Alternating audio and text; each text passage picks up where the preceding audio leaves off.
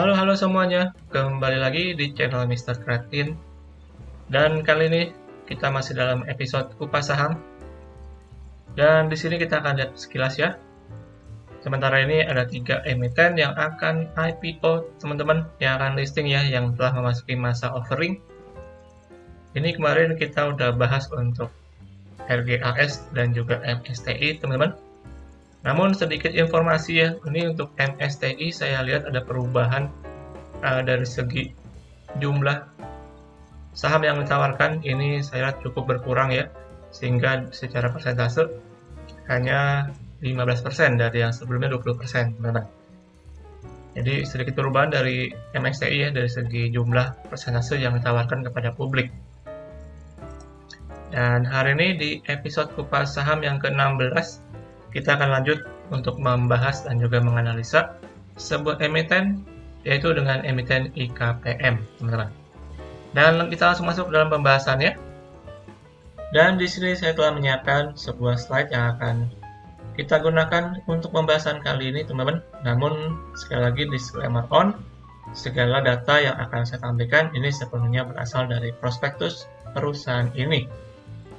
Oke, langsung aja kita akan masuk dalam pembahasannya. Namun kita akan lihat dulu nih, ini sebenarnya perusahaan apa sih? Ini dengan PT IKA Parmindo Putra Mas yang bergerak di bidang usaha untuk industri farmasi dan juga personal care, teman-teman. Yang berlokasi kantor pusatnya di Pulau Gadung di Jakarta Timur. Dan beberapa produk dari perseroan yang mungkin kalian kenal ya. Di sini mereka memproduksi berbagai jenis produk seperti obat-obatan, kemudian ada juga perawatan rambut ya, dan juga untuk produk perlengkapan bayi. Dan jujur kalau saya pribadi mungkin cukup kenal untuk produknya dari segi ini ya, baby cookie ini. Dari segi produknya. Kalau yang lain mungkin cukup kurang familiar bagi saya pribadi.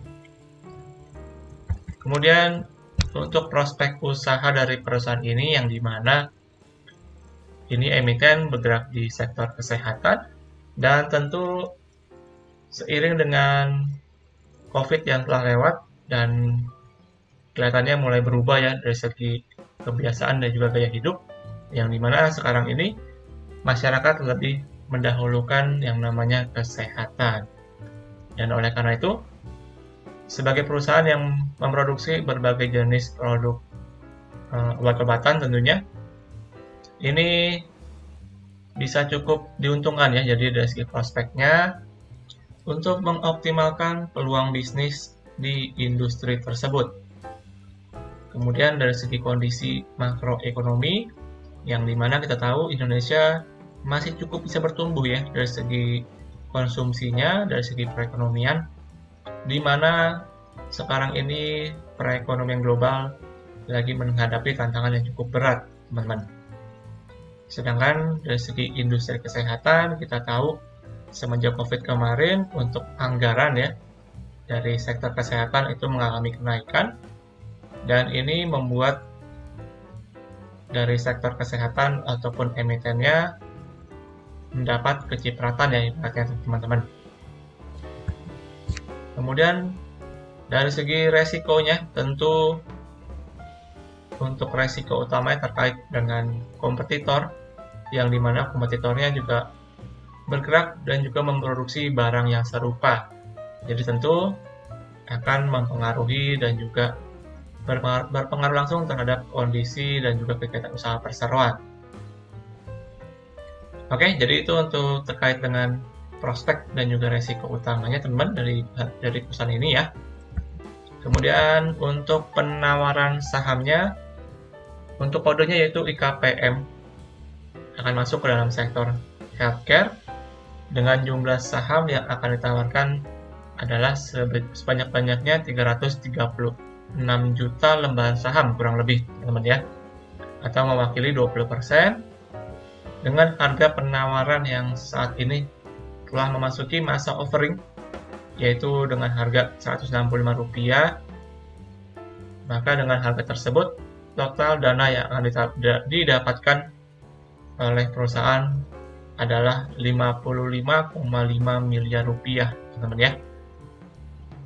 Jadi ini emiten bukan masuk dalam papan akselerasi, jadi bisa naik sampai 35% untuk di awal listingnya, teman-teman ya. Kemudian untuk masa penawaran umumnya itu sementara di tanggal 2 hari ini sampai dengan tanggal 6 November. Lalu akan listing di bursa tanggal 8 November mendatang. Lalu untuk underwriter-nya hanya ada satu ya di sini dengan single factor, yaitu dengan OCBC Sekuritas Indonesia. Next, untuk rencana penggunaan dananya, di sini kita lihat ada dua. Yang pertama sekitar 50% akan digunakan perseroan untuk belanja modal dengan perincian kurang lebih untuk renovasi gudang pabrik, kemudian juga untuk pembelian mesin, teman-teman ya. Jadi sekitar 50% untuk belanja modal dan sisanya 50% lagi untuk menambah kemampuan dan juga memperkuat dana kas perusahaan. Jadi bisa dibilang secara nggak langsung ya, ini seluruh dana yang didapatkan dari IPO ini sepenuhnya mereka gunakan untuk belanja ataupun memperkuat modal kerja mereka. Bisa dibilang begitu teman-teman ya. Kemudian untuk struktur permodalan di mana di sini nanti setelah IPO dan juga mereka melaksanakan program ESA ya untuk Employee Stock Allocation. Di sini akan muncul dengan jumlah publik dengan 19,99% dan akan muncul untuk ESA 0,01%. Secara jumlah publik bisa dibilang cukup netral, jadi nggak terlalu besar ya, masih normal 20%. Di sini untuk pengendali utamanya yaitu PT IK Pharma Intimas. Nanti dengan setelah IPO persentase akan menjadi 78,12%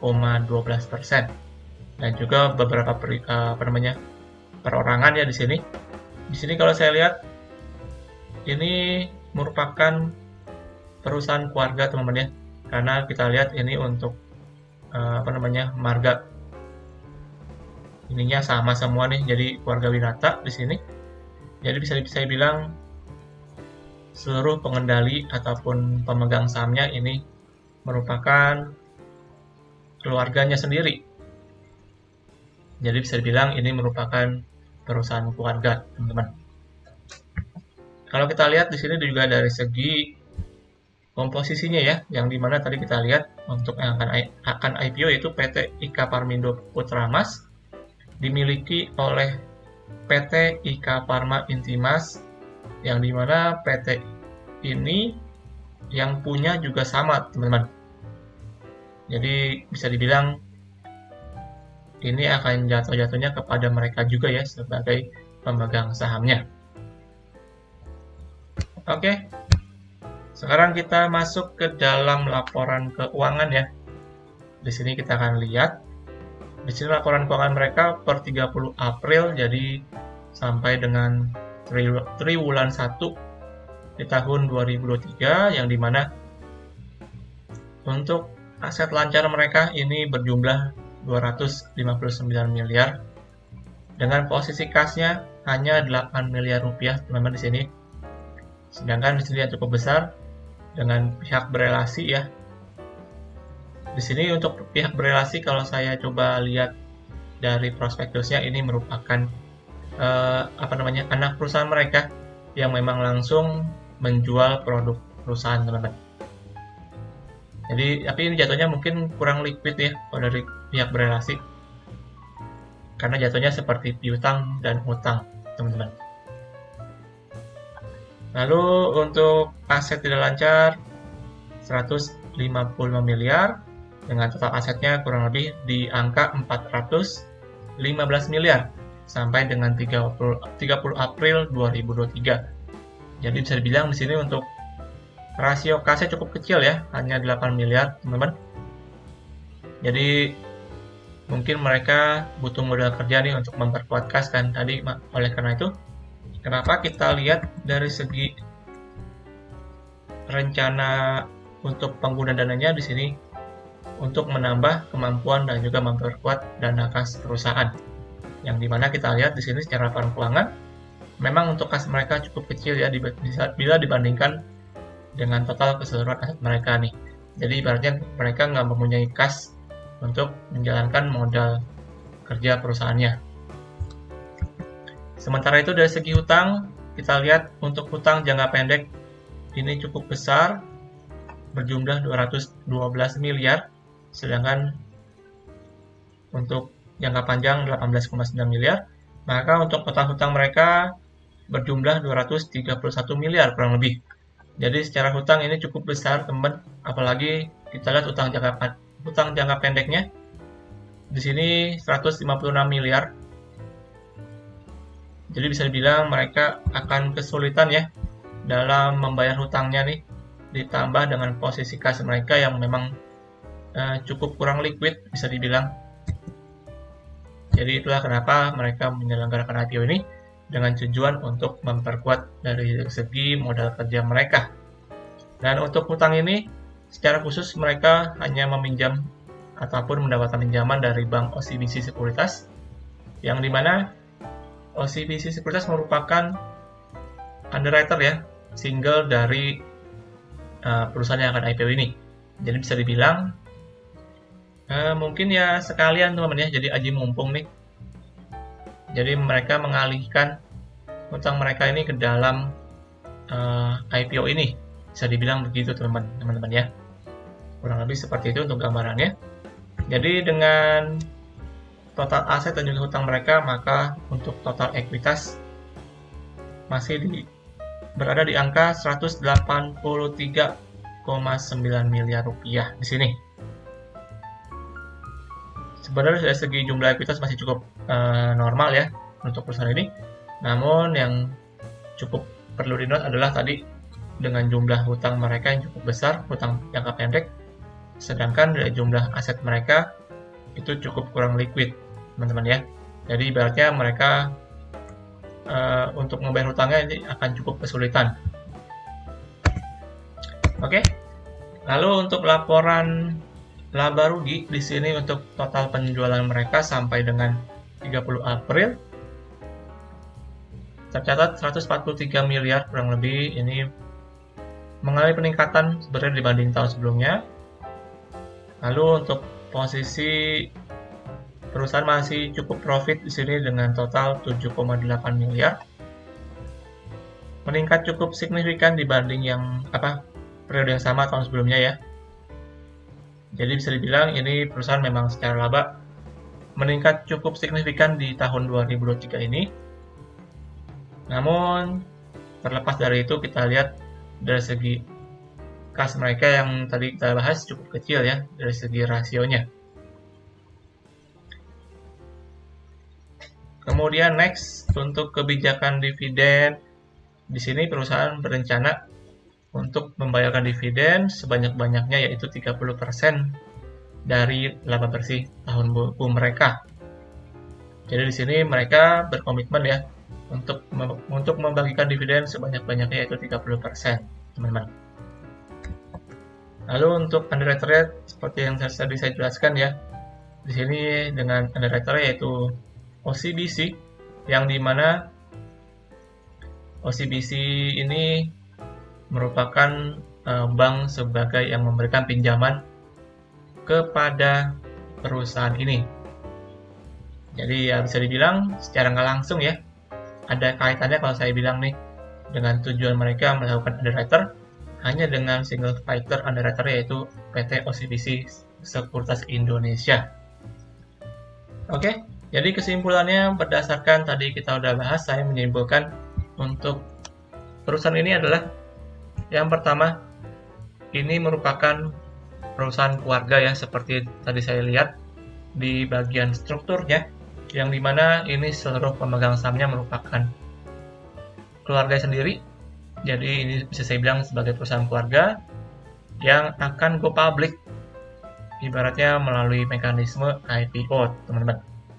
Kemudian tujuan IPO-nya ini sepenuhnya untuk modal kerja, yang dimana kita tahu untuk dari segi jumlah kasnya ini cukup kecil, jadi mereka memang membutuhkan likuiditas untuk memperkuat dari segi modal kerja mereka. Kemudian dari segi laporan keuangan sebenarnya masih cukup profit ya, masih cukup bagus dan mengalami peningkatan yang cukup signifikan di tahun ini. Namun sangat disayangkan untuk rasio hutangnya.